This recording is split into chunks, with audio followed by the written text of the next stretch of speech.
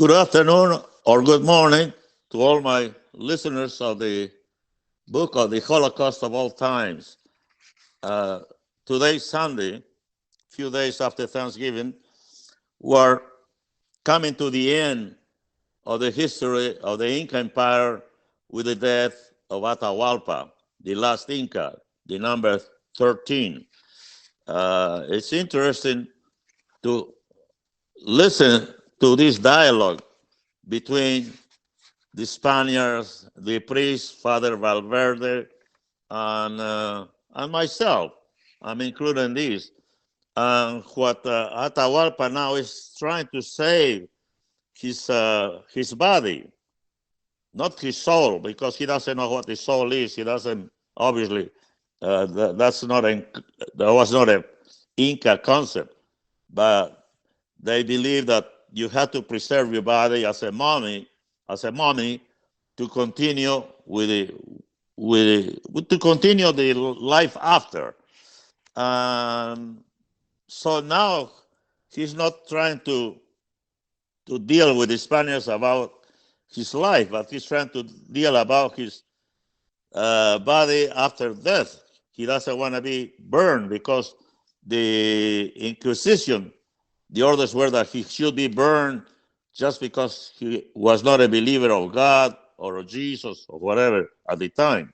So, because eventually he he he's forced and he's convinced the only way to recover his mummy, to live after he dies as a mummy, is to be baptized. And in a way, Father Valverde, who was a priest, was trying for many times to convert him, but he couldn't. So at the end of this chapter, instead of being burned, Atahualpa is actually put a tourniquet around his neck, and he's killed that way. So in a way, Atahualpa, one would say, survived his wishes of preserving his body as a mummy to continue with the empire of the Incas, or with the Tahuantinsuyo. I hope you get to understand the reasons why I wrote this book. It really, I came when I was 16 years old to this country, and after at age 60, I began to try to find out, who am I? Why am I here?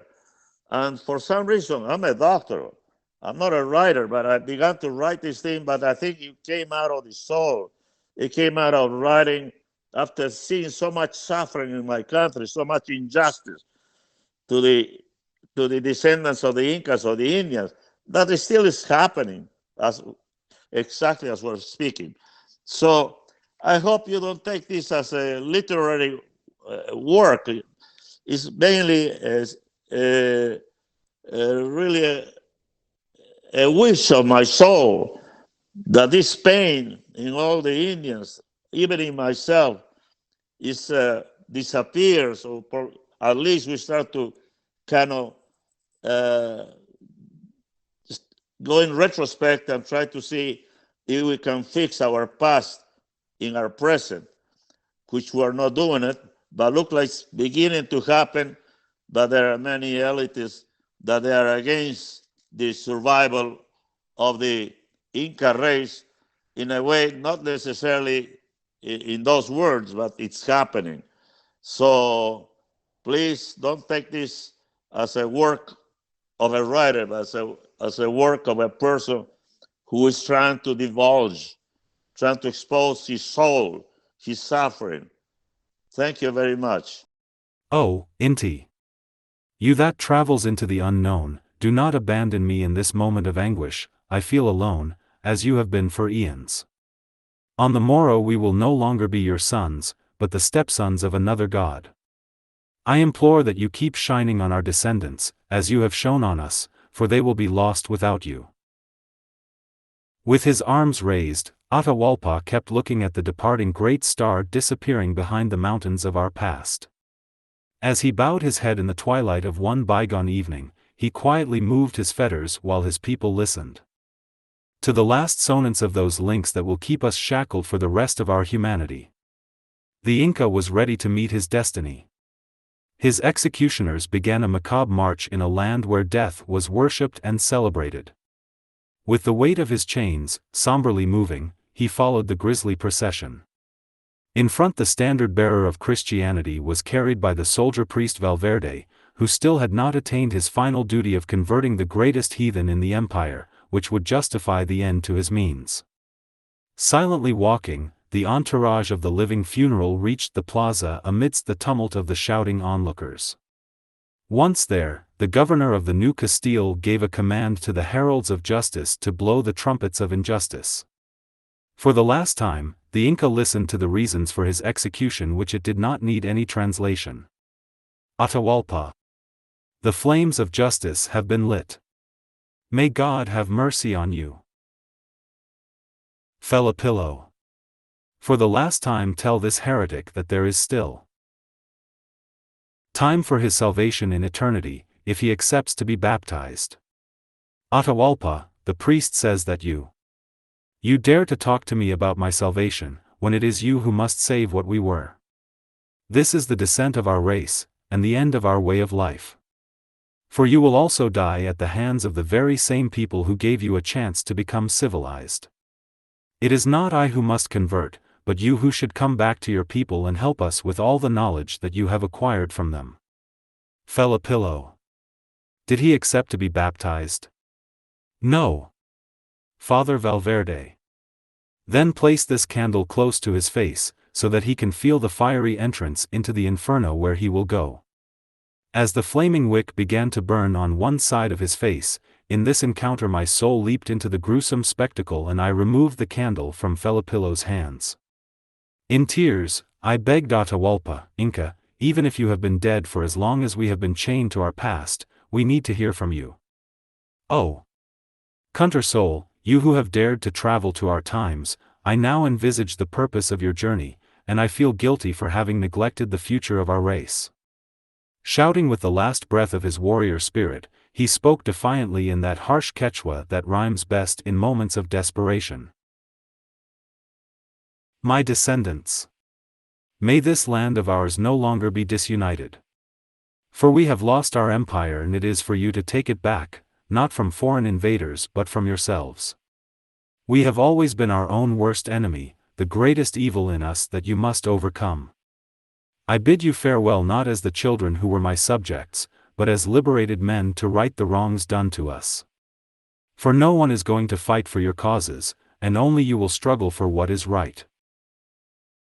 With the charring of the torches around him, the Inca was placed at the stake with his hands tied behind a post and his feet above a pyre of wet wood.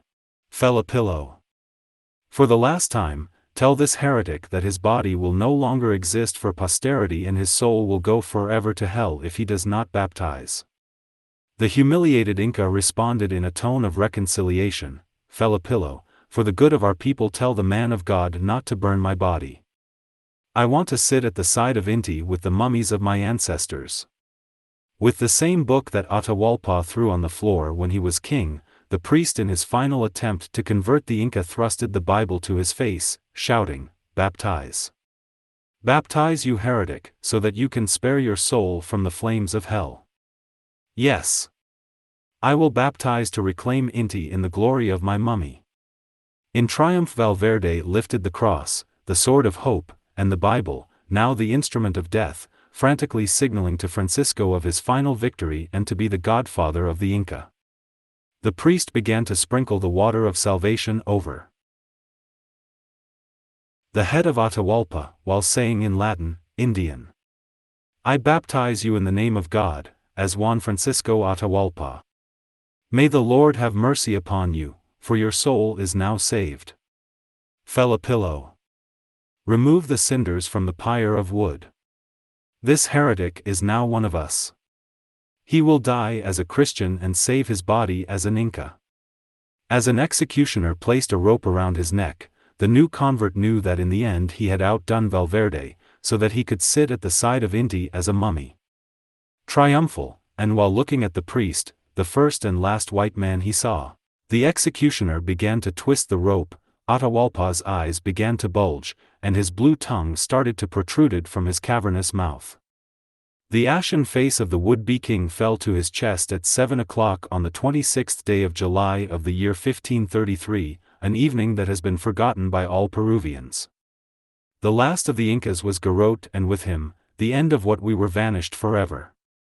But we still carry that noose as our legacy for not having the will to undo that knot that encroaches our souls, and soar to the heavens of hope. Thus, my journey has ended. My soul has no more strength to continue. I have trekked on the path of desperation for a race that has yet to remove the shackles of human bondage. But when? Only time will tell. While we wait for the winds of the past to gather the storms of the future, the night befell in the darkness of our times. I bid farewell to the 13 Incas, hoping to reflect on our present in the heights of Machu Picchu, and deliberate the future for our descendants.